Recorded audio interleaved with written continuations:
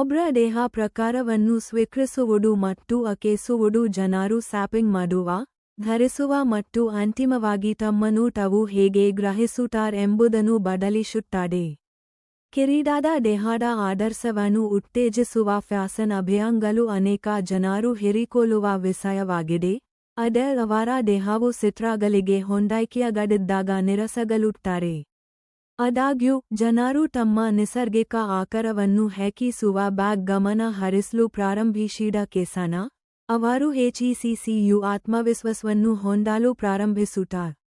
ಜನರು ತಮ್ಮ ನೋಟದಲ್ಲಿ ವಿಶ್ವಾಸ ಹೊಂದಿರುವುದು ಉತ್ತಮ ಡ್ರೆಸ್ಸಿಂಗ್ ಅಭ್ಯಾಸಗಳಿಗೆ ಪ್ರಬಲ ಪ್ರೇರಕವಾಗಿದೆ. ದೇಹ ಪ್ರಕಾರದ ಅರಿವು ಸಕಾರಾತ್ಮಕ ದೇಹದ ಚಿತ್ರಣಕ್ಕೆ ಕೊಡುಗೆ ನೀಡುತ್ತದೆ ಮತ್ತು ಮಾನಸಿಕ ಆರೋಗ್ಯವನ್ನು ಬೆಂಬಲಿಸುವ ಬಟ್ಟೆ ಆಯ್ಕೆಗಳ ಮೇಲೆ ಪ್ರಭಾವ ಬೀರುತ್ತದೆ. ಒಬ್ರ ದೇಹಕ್ಕೆ ಸರಿಹೊಂದುವಂತೆ ಉಡುಗೆ ಮಾಡುವುದು ಕೇವಲ ಮೇಲ್ವಿಚಾರಣೆಗಿಂತ ಹೆಚ್ಚಿನದಾಗಿದೆ.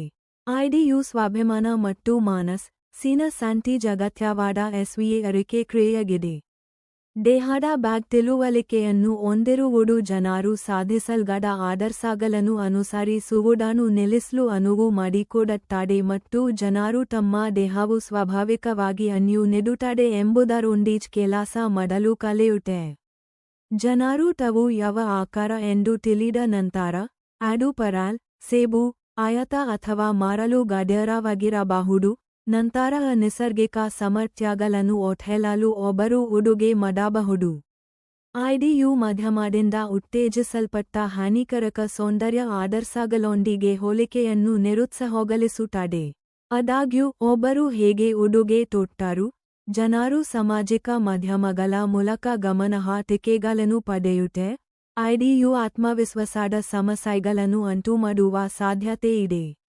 ದೇಹ ಪ್ರಕಾರದ ಉಡುಗೆ ತೊಡುಗೆಯು ಸಮಾಜದಲ್ಲಿ ಆಮೂಲಾಗ್ರ ಸ್ವೀಕಾರದ ಒಂದು ರೂಪವಾಗಿದೆ, ಇದನ್ನು ಹೆಚ್ಚಾಗಿ ಸುಂದರಿಯಾದ ಕಿರೀಟದ ವ್ಯಾಖ್ಯಾನದೊಂದಿಗೆ ಸಮೀಕರಿಸಲಾಗಿದೆ ಮತ್ತು ದೇಹ ಪ್ರಜ್ಞೆ ಉಡುಗೆ ಮುಖ್ಯವಾಗಿ ಸ್ವಯಂ ಸ್ವೀಕಾರದ ಬ್ಯಾಗ್ ಗುಣಲಕ್ಷಣಗಳನ್ನು ಮಾರಾಟಮಾಡುವ ಬದಲು ಸಬಲೀಕರಣಗೊಳಿಸುವ ಬಟ್ಟೆ ಮಾನಸಿಕ ಆರೋಗ್ಯಕ್ಕೆ ಪ್ರಯೋಜನಕಾರಿಯಾಗಿದೆ. ದೇಹದ ಅತಿಥಿಯಿಂದ ಬಳಲುತ್ತಿರುವಾಗ ದೇಹದ ನೋಟವನ್ನು ಬದಲಿಸುವುದು ಕಷ್ಟಕರವಾಗಿರುತ್ತದೆ. ಆದ್ದರಿಂದ ಜನರು ತಮ್ಮ ಉಡುಗೆ ಶೈಲಿಯನ್ನು ಬದಲಿಸುತ್ತಾರೆ ಮತ್ತು ದೇಹದ ಸೌಕರ್ಯ, ಚಲನೆ ಮತ್ತು ಆಕಾರವನ್ನು ಅಳವಡಿಸಿಕೊಳ್ಳುವ ಬಟ್ಟೆಗಳನ್ನು ಆಯ್ಕೆ ಮಾಡುತ್ತಾರೆ. ಈ ಬದಲಾವಣೆಯು ಹೆಚ್ಚು ಸಕಾರಾತ್ಮಕ ದೇಹದ ಚಿತ್ರಣವನ್ನು ಉತ್ತೇಜಿಸುತ್ತದೆ ಮತ್ತು ಹಾನಿಕಾರಕ ಸಾಮಾಜಿಕ ಪ್ರಭಾವಗಳಿಂದ ರಕ್ಷಿಸುತ್ತದೆ. ವ್ಯಕ್ತಿಗಳು ತಮ್ಮ ಅತ್ಯುತ್ತಮವಾಗಿ ಕಾಣುವಂತೆ ಮಾಡುವ ಬಟ್ಟೆಗಳನ್ನು ಧರಿಸುವುದು ಸ್ವಯಂ ಪ್ರೀತಿ ಮತ್ತು ಮಾನಸಿಕ ದೃಢೀಕರಣದ ಪರಿಪೂರ್ಣ ಉದಾಹರಣೆಯಾಗಿದೆ.